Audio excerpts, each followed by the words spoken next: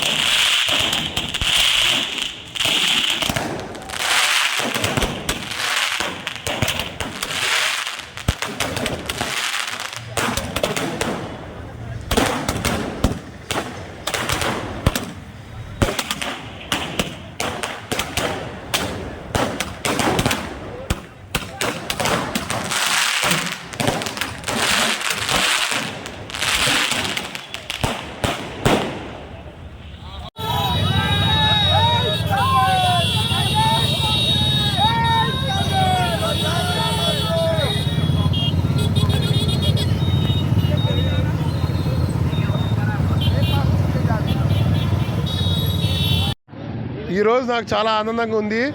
కోదాడ నియోజకవర్గం యూత్ కాంగ్రెస్ ప్రెసిడెంట్గా నాకు ఆన్లైన్లో ఓట్లేసి నన్ను గెలిపించారు. యువకులందరికీ నా ధన్యవాదాలు.